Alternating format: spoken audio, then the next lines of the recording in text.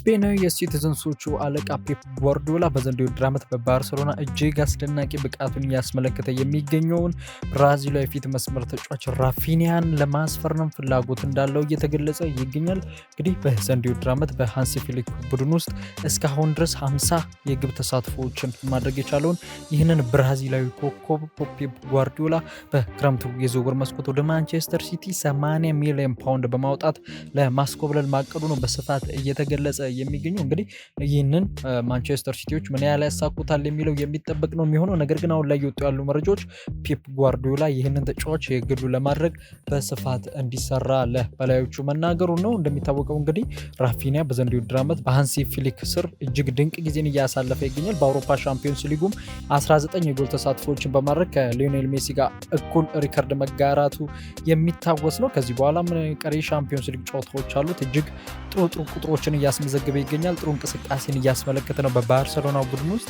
ባርሰሎናዎችስ ይህንን ተጫዋች መልቀቅ ፍላጎት አላቸው ወይ የሚለው የሚጠበቅ ነው የሚሆነው። ነገር ግን ስፔናዊ የማንቸስተር ሲቲ አለቃ ፔፕ ጓርዲዮላ ይህንን ተጫዋች የግላቸው ለማድረግ በክረምቱ የዝውውር መስኮት በስፋት እንደሚንቀሳቀሱ ነው አሁን ላይ እየተገለጸ የሚገኘው። ተጫዋቹም ዳግም ወደ እንግሊዝ ፕሪሚየር ሊግ ይመለሳሉ የሚለው የሚጠበቅ ነው የሚሆነው። እንደሚታወቀው እንግዲህ ተጫዋቹ በእንግሊዝ ፕሪሚየር ሊግ በሊድስ ዩናይትድ ማሳለፍ ይታወቃል። ከዛም ነው ወደ ባርሰሎና ያቀናው። በባርሰሎና በተለይ በዘንድሮው የውድድር ዓመት እጅግ ድንቅና ስኬታማ ጊዜን እያሳለፈ ይገኛል። ቡድኑም ለሶስት ዋንጫ ትሬብል ለማሳካት እየተፎካከረ እንደሚገኝ ይታወቃል። ትላንት ምሽትም በአውሮፓ ሻምፒዮንስ ሊግ የሩብ ፍጻሜ ጨዋታ ቦሩሲያ ዶርትመንድን አስተናግደው 4-0 ባሸነፉበት ጨዋታ አንድ ጎል አስቆጥሮ 2 ለግብ የሚሆኑ ኳሶችን አመቻችቶ ማቀበሉ የሚታወስ ነው። ይህ ብራዚላዊ ተጫዋች ድንቅ ጊዜን በባርሰሎና እያሳለፈ ነው። እንግዲህ ማንቸስተር ሲቲዎች ይህንን ተጫዋች በክረምቱ የዝውውር መስኮት ለማስፈረም ከፍተኛ ፍላጎት እንዳላቸው ነው እየተገለጸ የሚገኘው።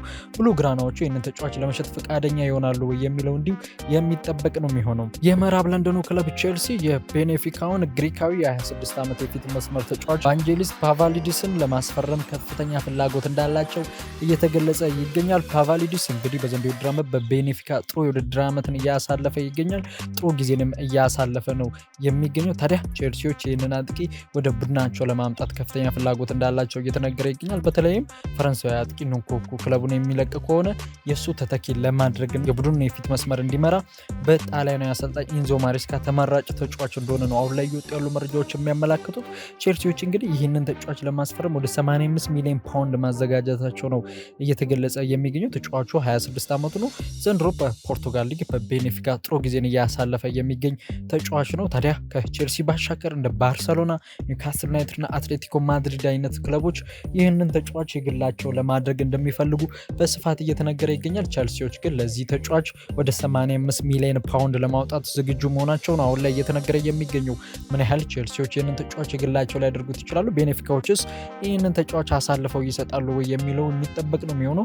እንዲሁም ደግሞ ቼልሲዎች ከባርሳ፣ ኒውካስል ዩናይትድ እና አትሌቲኮ ማድሪድም ተጫዋቹን ለማስፈረም ከባድ ፍክክር እንደሚጠብቃቸው እየተገለጸ ይገኛል። እንግሊዛዊ የኢፕስዊች ታውን የፊት መስመር ተጫዋች ሊያም ዴላፕን በርካታ የፕሪሚየር ሊግ ክለቦች ለማስፈረም እየተንቀሳቀሱ እንደሆነ አሁን ላይ እየወጡ ያሉ መረጃዎች ይጠቁማሉ።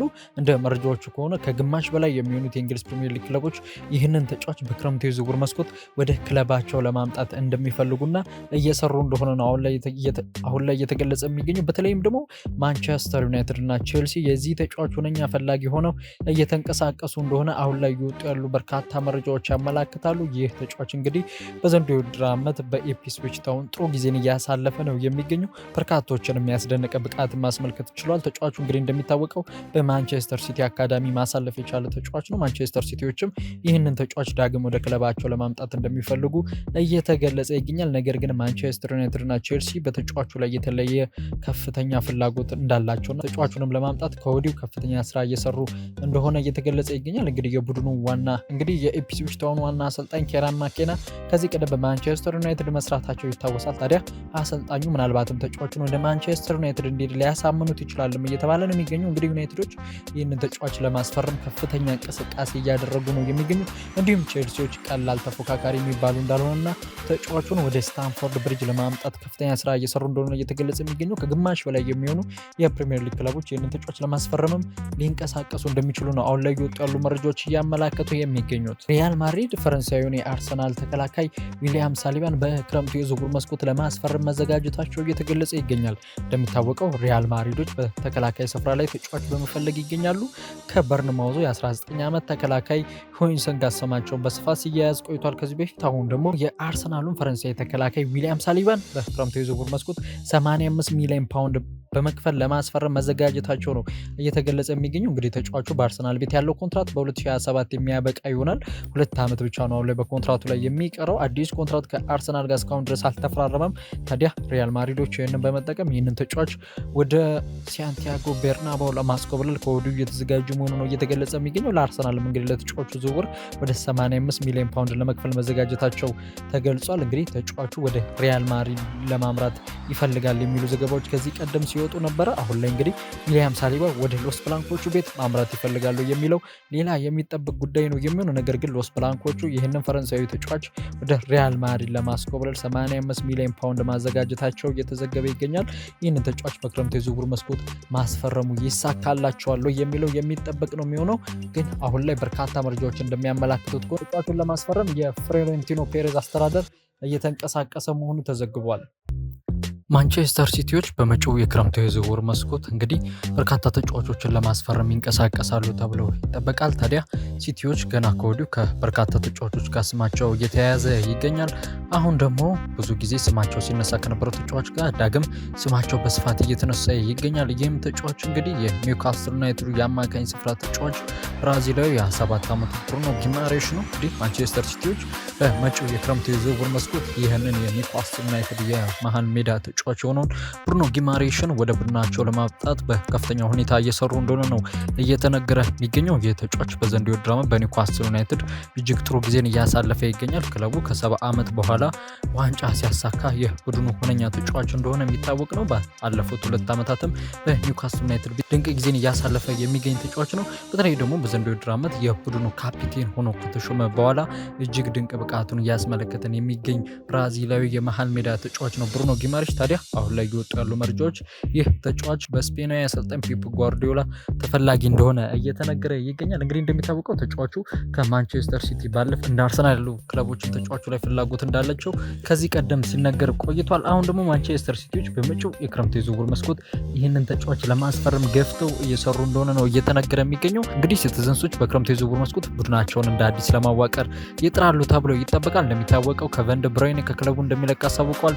ኢልካይ ጉንዶዋን፣ ማቴዮ ኮቫቺች እንዲሁም በርናንዶ ሲልቫን አይነት የመሳሰሉ እድሜያቸው የገፋ ተጫዋቾችም ከቡድኑ ሊለቁ እንደሚችሉ ከወዲሁ እየተነገረ ይገኛል። ታዲያ እነኚህ ተጫዋቾች ለመተካት በዝውውር መስኮቱ ላይ በንቃት ይሳተፋሉ ተብሎ ይጠበቃል ሲቲዘንሶቹ። አሁን ላይ ደግሞ ስማቸው ከዚሁ ከብራዚላዊ መሃል ሜዳ ተጫዋች ብሩኖ ጊማሬሽ ጋር እየተነሳ ይገኛል። እንግዲህ ዝውውሩ እውን ይሆናል የሚለውን አብረን የምንመለከት ይሆናል። አርሰናል፣ ማንቸስተር ዩናይትድ እና ቼልሲ እንግዲህ የሰንደርላንዱን ታዳጊ ተጫዋች የጁድ ቢሊንጋም የሆነውን ጆቤ ቢሊንጋምን ለማስፈረም ከፍተኛ ፍላጎት እንዳላቸው እየተነገረ ይገኛል። እንግዲህ ተጫዋቹ ገና በዚህ እድሜው በሰንደርላንድ እጅግ ድንቅ ጊዜን እያሳለፈ ይገኛል። ታዲያ ተጫዋቹ የጁድ ቢሊንጋም ታናሽ ወንድም ነው። ጥሩ ተስፋ እንዳለው ማሳየት ይችላል። ባሳለፍነው የኢንተርናሽናል ብሬክም ከ21 ዓመት በታች ቡድን ውስጥ ተካቶ እጅግ ድንቅ ጊዜን ማሳለፍ መቻሉ በስፋት ሲነገር ነበር። ታዲያ በዘንድሮው ውድድር ዓመት በሻምፒዮንሺፑ በሰንደርላንድ ቤት ጥሩ ጊዜን እያሳለፈ እንደሆነ በርካቶች እየተናገሩለት ይገኛሉ። የፕሪሚየር ሊግ ክለቦች የሆኑት አርሰናል፣ ማንቸስተር ዩናይትድ እና ቼልሲም ይህንን ተጫዋች የግላቸው ለማድረግ አሁን ላይ ፍክክር ውስጥ መግባታቸው ነው በስፋት እየተነገረ የሚገኘው። የጀርመኑ ክለብም ቦሩሲያ ዶርትመንድ የተጫዋቹ ፈላጊ እንደሆነ በስፋት እየተነገረ ይገኛል። ነገር ግን በክረምቱ የዝውውር መስኮት ማን ይህንን ተጫዋች ይወስዳል ወይም የግሉ ያደርጋል የሚለው የሚጠበቅ ነው የሚሆነው።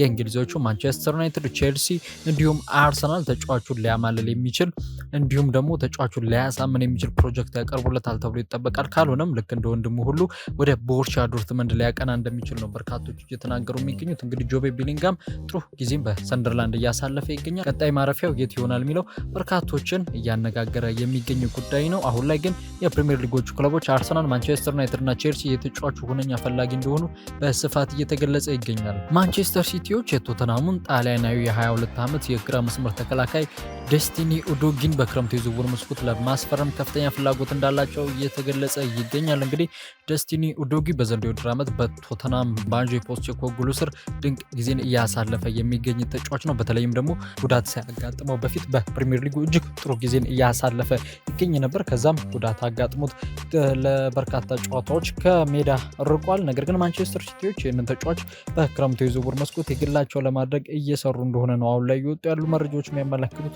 እንግዲህ የፔፕ ጓርዲዮላ ቡድን በበርካታ ቦታዎች ላይ ተጫዋቾችን ለማስፈረም እየሰራ ነው የሚገኘው። አሁን ላይ ደግሞ በግራ መስመር ተከላካይነት ይህንን ጣሊያናዊ የ22 ዓመት የቶተንሃም ሆትስፐር ተጫዋች የሆነውን ዴስቲኒ ኡዶጊን በክረምት የዝውውር መስኮት ለማስፈረም ከፍተኛ ፍላጎት እንዳላቸው ነው እየተነገረ የሚገኘው። ይህ ዝውውር ምን ያህል ይሳካል የሚለው እንግዲህ የሚጠበቅ ነው የሚሆነው። ነገር ግን የፔፕ ጓርዲዮላ ቡድን ይህንን ተጫዋች ወደ ቡድኑ ለማምጣት አሁን ላይ ከፍተኛ ፍላጎት እንዳለውና እየሰራበት እንደሚገኝም ነው እየተገለጸ የሚገኘው። እንግዲህ ቶተንሃሞች ተጫዋቹን ለመሸጥ ፈቃደኛ ይሆናሉ ወይ የሚለው ሌላኛው ጥያቄ ውስጥ የሚገባ ነገር ነው። ምናልባትም ስፖርሶች ይህንን ተጫዋች ላይሸጡት ይችላሉ የሚሉ አንዳንድ መረጃዎችም አብረው እየወጡ ይገኛሉ። ነገር ግን ማንቸስተር ሲቲዎች ይህንን ተጫዋች ለማስፈረም ከፍተኛ ፍላጎት እንዳላቸው እየተነገረ ይገኛል።